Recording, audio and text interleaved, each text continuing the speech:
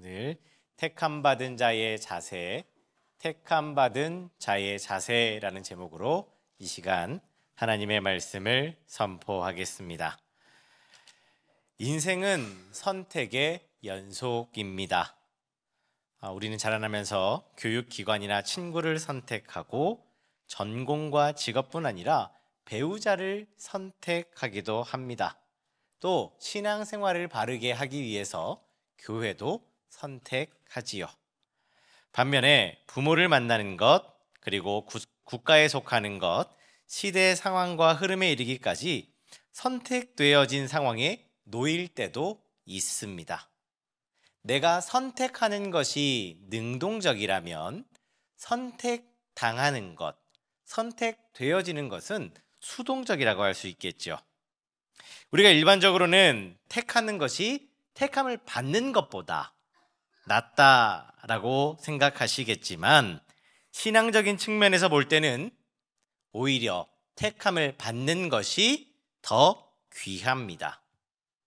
내가 선택하는 것엔 자유와 책임이 따르지요. 반면 내가 선택되어지는 것에는 은혜와 축복이 더해지기 때문입니다. 오늘 본문의 마리아가 그런 사람이었습니다. 예수님과 가장 오랜 시간 친밀함을 유지했고 누구보다 예수님에 대해서 잘 알았던 사람입니다. 그러나 마리아가 이런 삶을 살 수 있었던 것은 자신의 선택이나 의지에 의해서 이루어진 일이 아니었던 것이죠. 마찬가지로 오늘 예배하고 있는 우리들도 내가 하나님을 선택했다라고 생각하실 수 있지만 하나님이 저와 여러분들을 이미 태초로부터 택하여 불러주셨다는 사실들을 기억하셔야 합니다. 이는 성경 전체를 관통하고 있는 하나님의 주권적인 역사에 의해 일어난 일이기 때문입니다. 그래서 성경 곳곳을 보면 이렇게 일하시는 하나님의 모습을 발견할 수 있습니다. 이사야 선지자는 이스라엘 백성들에게 하나님께서 너희를 구원하실 거야 라는 구원의 약속을 전할 때 하나님께서 너희를 구속하셨고 지명하여 부르셨기 때문에 너희가 하나님께 속할 수 있다라고 가르쳐 주었고요. 예수님은 제자들과 마지막 식사를 하실 때에 너희가 오늘 제자 된 것은 너희의 선택이 아니라 내가 친히 너희를 택하였으며 불러 세우셨기 때문에 제자가 된 것이다 라는 걸 분명히 가르치셨어요. 또 사도 바울은 그가 세운 교회들에게 서신을 보낼 때 구원은 은혜와 믿음 가운데 얻은 선물이다 라는 것을 증언하기도 했지요. 이런 말씀들은 오늘 예배의 자리로 모인 저와 여러분을 향한 말씀이기도 하다라는 사실을 기억하시기 바랍니다. 그렇다면 많고 많은 여인 중에 왜 마리아가 택함을 받았을까요? 왜 하나님께서는 마리아를 선택하셨느냐라는 겁니다. 인물이 잘났거나 많이 배웠거나 혹은 교양이 있어서가 아니었습니다. 전적인 하나님의 은혜 가운데 이루어진 일입니다. 가브리엘 천사는 마리아를 은혜 받은 자여 라고 부르면서 내가 하나님께 은혜를 입었다라고 전해주었습니다. 여러분, 은혜가 무엇입니까? 은혜는 자격이 없는 자에게 베풀어 주시는 선물과도 같은 것입니다. 내가 자격이 있고 능력이 있어서 얻어지는 것이 아니라 하나님께서 우리를 귀히 보시고 축복하셔서 공급하시는 모든 것이 은혜라는 것입니다. 오늘 내가 성도된 것, 내가 예배하는 이 모든 것이 하나님의 은혜임을 기억하시기 바랍니다. 그래서 사도 바울은 고린도전서 15장 10절을 통해서 이렇게 말씀합니다. 그러나 내가 나된 것은 하나님의 은혜로 된 것이니 내게 주신 그의 은혜가 헛되지 아니하여서 내가 모든 사도보다 더 많이 수고하였으나 내가 한 것이 아니요 오직 나와 함께 하신 하나님의 은혜로라. 아멘. 바울이 나의 나된 것이 하나님의 은혜라고 고백했던 것처럼 오늘 본문의 주인공인 마리아 또한 은혜로 그렇게 쓰임을 받았습니다. 택함 받음이 은혜임을 잘 보여주는 롤 모델인 것이죠. 이런 은혜를 받은 사람들에게 요구되는 자세가 있습니다. 이는 곧 오늘 저와 여러분에게 요구되는 자세이기도 합니다. 그 자세를 오늘 말씀에 빗대어 살펴보고 그 말씀에 순종하는 우리 모두가 될 수 있기를 소망합니다. 첫째, 겸손으로 반응해야 합니다. 마리아는 천사의 방문과 그가 전해주는 소식 앞에서 겸손으로 반응합니다. 28절과 29절을 보십시오. 그에게 들어가 이르되 은혜를 받은 자여 평안할지어다. 주께서 너와 함께 하시도다 하니 처녀가 그 말을 듣고 놀라 이런 인사가 어찌함인가 생각하매 라고 말씀합니다. 마리아는 천사가 전해준 소식 앞에서 놀라고 있어요. 놀람으로 반응했다라는 겁니다.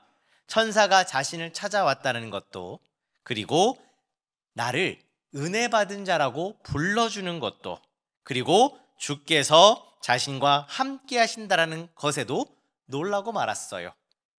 여기서 놀라다라는 말의 원어적 의미를 보면요, 깊은 혼동과 마음의 불안을 나타낼 때 쓰는 표현들입니다. 이는 갑작스런 천사의 등장 때문에 놀랐다라는 것이 아니고요, 자신에게 주어진 찬사가 너무도 과분했기 때문이라는 거예요. 순간적으로 어떤 상황을 맞이해서 깜짝 놀라다가 아니라 내가 만난 상황을 곱씹고 생각하고 살펴보니 놀라워하지 않고는 견딜 수가 없었다라는 말입니다. 이게 지금 마리아의 상황이고 반응인 것입니다. 얼마나 귀하겠어요. 얼마나 복되겠습니까? 내 눈앞에 천사가 와서 하나님께서 나와 함께 하실 뿐만 아니라 나를 통해 일하신다라는 거예요. 이쯤 되면 스스로를 높이고 우쭐하고 나를 드러낼 법합니다. 그런데요, 마리아는 그렇게 반응하지 않았습니다. 오늘 본문 39절 이후를 보면 마리아의 찬가가 나와요. 천사가 떠나간 뒤에 마리아가 찬양을 올려드리는데 그 놀라운 소식 앞에서 자신을 소개할 때 이렇게 표현을 합니다. 48절을 보십시오. 그의 여종의 비천함을 돌보셨음이라. 보라, 이제 후로는 만세의 날을 복이 있다 일컬으리로다. 아멘. 마리아가 자신을 뭐라고 소개합니까? 비천한 여종이다라고 소개하고 있어요. 여기 비천이라는 말은 낮고 보잘것이 없다라는 의미지요. 마리아가 엘리사벳의 사촌임을 생각해 볼 때 마리아의 출신 또한 제사장 가문에 속해 있으며 아론의 일족이라는 걸 알 수가 있습니다. 곧 스스로 천하다라고 이야기할 만큼 부족하거나 쉬운 가문은 아니었었다라는 거예요.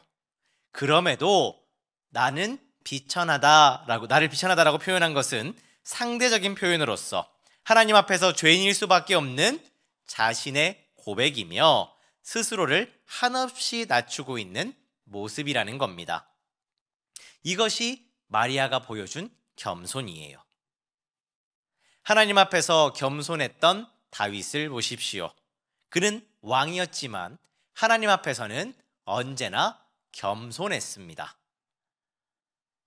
일신의 유익을 추구하기보다 내가 성전의 문지기로 있는 것이 더 좋습니다 라고 고백하며 하나님 한 분만으로 행복해했던 사람이에요. 그래서 법궤가 예루살렘 도성으로 들어올 때 기뻐 뛰며 춤추지 않습니까? 여러분 잘 보십시오. 이와 같이 겸손한 사람들에게 주어지는 하나의 귀한 모습은, 축복은요, 바로 행복해하는 거예요. 마리아가 주님께서 내게 이런 계획을 가지고 계시고 나를 이렇게 축복하셨다라고 했을 때 겸손히 반응하며 찬양으로 영광을 올려드렸지요. 누구보다 기뻐했다라는 거예요. 다윗도 마찬가지였습니다. 그 겸손한 사람이 하나님 앞에만 서면 기뻐하고 행복해하는 거예요. 사랑하는 남부가족 여러분, 행복한 인생의 주인공이 되기를 원하십니까? 여러분이 날마다 예수님과 함께하는 삶을 꿈꾸고 계십니까? 그렇다면 겸손으로 반응하십시오. 부부간에도 겸손으로 반응하면 이처럼 행복해질 수 있습니다. 배우자를 향해서 나와 함께 살아줘서 고맙다, 감사하다 라고 생각한다면, 그리고 고백한다면 그 가정에 다툼이 일어날 일이 얼마나 되겠습니까? 창세기 2장 18절을 보십시오. 여호와 하나님이 이르시되 사람이 혼자 사는 것이 좋지 아니하니 내가 그를 위하여 돕는 배필을 지으리라 하시니라 라고 말씀하고 있고, 또 히브리서 13장 6절을 보면요, 그러므로 우리가 담대히 말하되 주는 나를 돕는 이시니 내가 무서워하지 아니하겠노라. 사람이 내게 어찌하리요? 라고 말씀합니다. 하나님께서 여러분을 친히 돕는 자가 되어주셨고, 또 여러분이 살아가는 동안 함께할 돕는 배필을 허락해 주셨습니다. 그렇기에 여러분이 하나님 앞에 겸손하듯이 배우자에게 겸손할 수 있다면, 그렇게 행할 수 있다면 그 가운데 분명 행복이 가득할 거예요. 이는 가정에만 국한된 일이 아닙니다. 교회에서도 마찬가지예요. 직분을 감당할 때도 겸손으로 반응할 때 우리는 행복해질 수 있습니다. 내게 직분을 주심은 충성되이 여겨주신 은혜, 내가 충성했기 때문에 주신 은혜가 아니라, 내가 그래서 직분을 받은 것이 아니라 그런 나를 충성스럽게 여겨주신 것이 은혜라는 것입니다. 그런 생각으로 여러분이 봉사한다라고 하면, 우리 교회가 함께 일한다라고 하면 우리 가운데 다툼과 분란이 일어날 일이 얼마나 있겠습니까? 디모데전서 1장 12절은 이렇게 말씀합니다. 나를 능하게 하신 그리스도 예수, 우리 주께 내가 감사함은 나를 충성되이 여겨 내게 직분을 맡기심이니. 또 베드로전서 5장 5절은 이렇게 말씀합니다. 젊은 자들아, 이와 같이 장로들에게 순종하고 다 서로 겸손으로 허리를 동이라. 하나님은 교만한 자를 대적하시되 겸손한 자에게는 은혜를 주시느니라. 아멘. 스스로 하나님 앞에서 비천한 존재임을 인정하고 겸손히 반응했던 마리아와 같이 겸손히 반응하셔서 시마다 때마다 부어주시는 그 하나님의 은혜를 여러분의 삶의 자리에서, 특별히 함께 예배하는 이 교회 공동체 안에서 풍성히 누릴 수 있기를 소망합니다. 여러분 그렇게 겸손히 행한다면 하나님께서 여러분이 무엇을 기대하셨든 그 이상의 것을 보게 하실 거예요. 예수님의 탄생은 하나님께서 연약한 육신을 입고 친히 낮아지신 사건으로서 모든 사람에게 베푸신 하나님의 은혜입니다.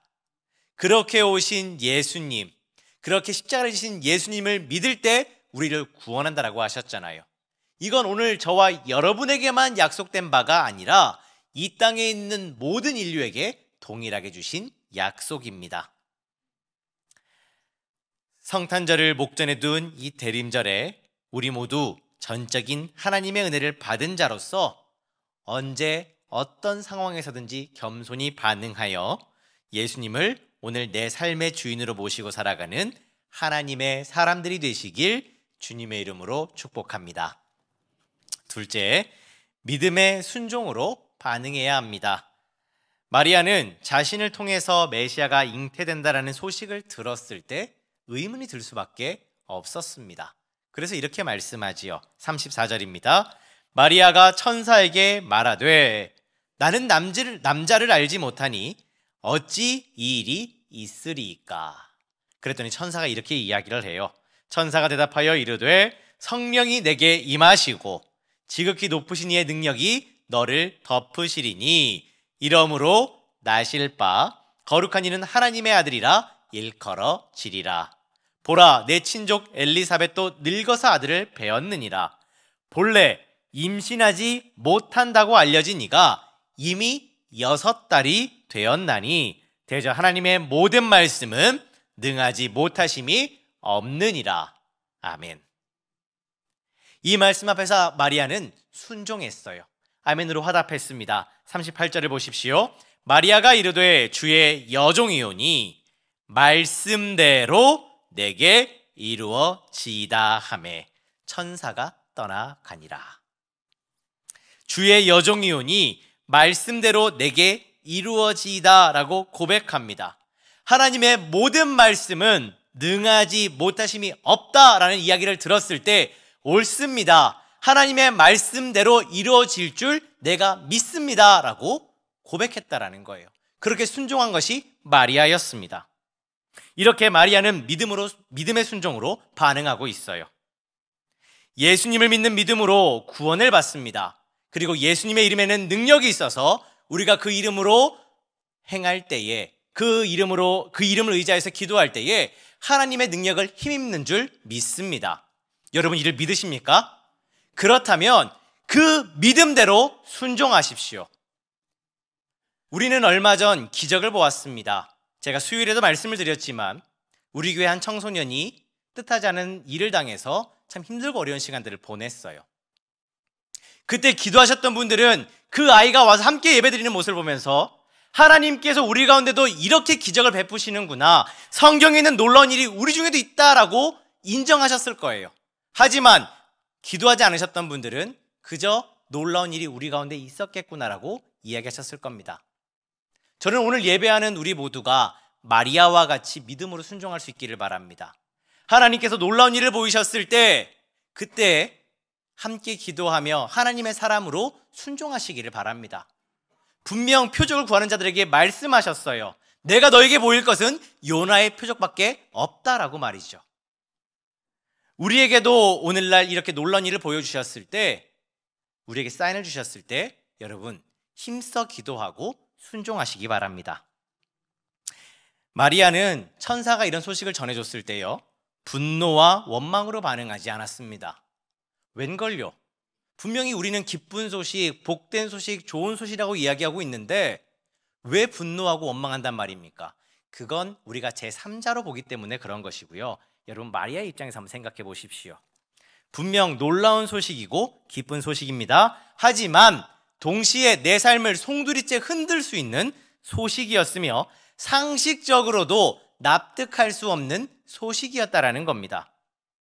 이런 마리아의 반응을, 믿음으로 순종하고 있는 이 반응을 당연하지라고 말씀하지 마세요. 믿음으로 순종하기에는 엄청난 대가를 치러야 하는 상황이었습니다. 마리아는 여러분이 아시다시피 이미 요셉과 정혼한 상태였습니다.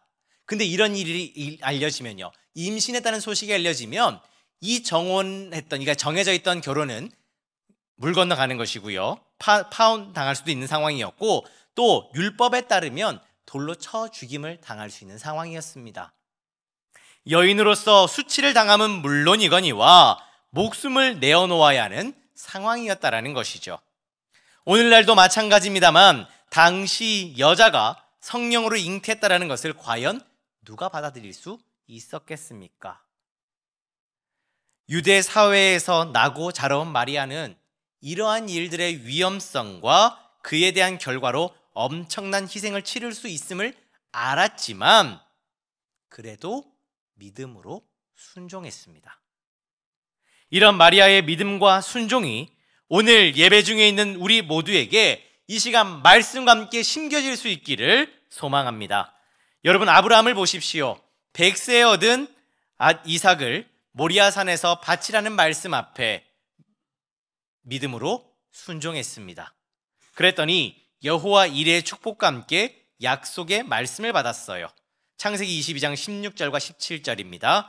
이르시되 여호와께서 이르시기를 내가 나를 가리켜 맹세하노니 내가 이같이 행하여 내 아들 내 독자까지도 아끼지 아니하였은즉 내가 내게 큰 복을 주고 내 씨가 크게 번성하게 하여 하늘의 별과 같고 바닷가의 모래와 같게 하리니 내 씨가 그 대적의 성문을 차지하리라. 아멘. 아브라함은 전에도 순종했지만 자신의 모든 것인 아들을 하나님께 드려라라고 하는 이 말씀에도 기꺼이 순종함으로 축복의 통로로 세워졌습니다. 반면에 사울 왕을 보십시오. 사울은 큰 축복과 은혜를 입은 자였지만 하나님께서 그를 세우신 것을 후회하셨고 결국 구원받지 못했을 뿐만 아니라 마지막 순간까지, 그가 목숨을 잃는 마지막 순간까지도 불순종의 길을 걸었습니다. 그래서 결국 어떻게 되었습니까? 버림을 받았지요. 이런 사울을 향해 사무엘상 15장 23절은 이렇게 말씀합니다. 이는 거역하는 것은 점치는 죄와 같고 완고한 것은 사신 우상에게 절하는 죄와 같음이라. 왕이 여호와의 말씀을 버렸으므로 여호와께서도 왕을 버려 왕이 되지 못하게 하셨나이다. 아멘. 똑같이 주의 말씀입니다. 그때 순종했던 마리아는 하나님께 쓰임을 받았지만 그 말씀을 버렸던 사울은 이처럼 안타까운 결말을 맞이했어요. 사랑하는 남부가족 여러분, 2023년을 가름하고 2024년을 준비하는 이때에 마리아와 같이 믿음으로 순종하는 하나님의 사람들이 되십시오. 상황과 환경으로 인해서 고민이 될 때, 또 때론 피하고 싶을 때, 그때예요. 예수님을 떠올리시기 바랍니다. 우리 예수님께서도 마리아와 같이 믿음으로 순종하셨습니다. 하늘의 보좌와 모든 영광을 버리시고 이 땅에 친히 육신 입고 내려오셨을 뿐만 아니라 저와 여러분을 위해, 우리의 죄를 위해서 십자가를 친히 담당하셨습니다. 그래서 빌립보서 2장 9절에서 11절은 이렇게 말씀합니다. 이러므로 하나님이 그를 지극히 높여 모든 이름 위에 뛰어난 이름을 주사 하늘에 있는 자들과 땅에 있는 자들과 땅 아래에 있는 자들로 모든 무릎을 예수의 이름에 꿇게 하시고 모든 입으로 예수 그리스도를 주라 시인하여 하나님 아버지께 영광을 돌리게 하셨느니라. 아멘.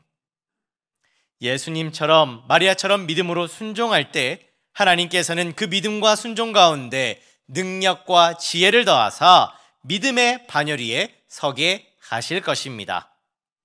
예수님의 탄생은 몸된 교회를 세우시고 구원과 자유함을 주시기 위해 찾아오신 사건으로서 구원의 통로로 우리들을 세우신 사건이기도 합니다.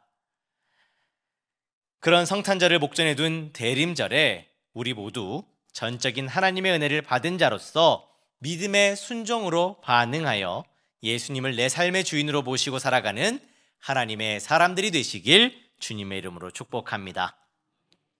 오늘 말씀을 맺습니다. 오늘 마리아에게서 보았던 자세가 우리 신앙의 기본 자세가 될 수 있기를 소망합니다. 나 같은 죄인을 살려주시고 천국 백성으로 삼아주시고 귀한 직분을 허락해 주신 것이 바로 하나님의 은혜입니다. 오늘 우리가 남부교회로 모인 것도 바로 이 은혜 위에서 성도님들 한 분 한 분을 택하시고 불러주셨기 때문이에요. 그러므로 이처럼 택하여 부르신 자리로 나아올 때마다 겸손으로 반응하고 믿음의 순종으로 반응하여 하나님께 영광을 돌리고 교회는 유익을 끼치며 성도들 간의 행복을 나눌 수 있는 모든 남부가족들이 되시길 주님의 이름으로 축복합니다. 기도하겠습니다. 하나님 감사합니다. 말씀 속 마리아의 이야기를 통해 택함 받은 자가 취해야 할 자세를 알게 하셨으니 우리들도 마리아와 같이 하나님의 말씀 앞에서 겸손히 반응하며 믿음으로 순종하게 하시옵소서. 스스로의 능력과 지혜와 의지로는 불가능함을 고백하오니 우리 가운데 내주하시는 성령님 말씀대로 행할 수 있도록 도우시고 인도하여 주옵소서.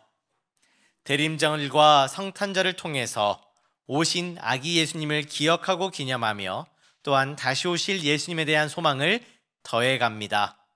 오늘 우리에게 주신 이름, 그 성도의 이름에 걸맞게 어제보다 나은 오늘, 오늘보다 나은 내일을 마주하는 우리 모두 되게 하시옵소서. 이 모든 것 다시 오실 예수님의 이름으로 기도합니다. 아멘.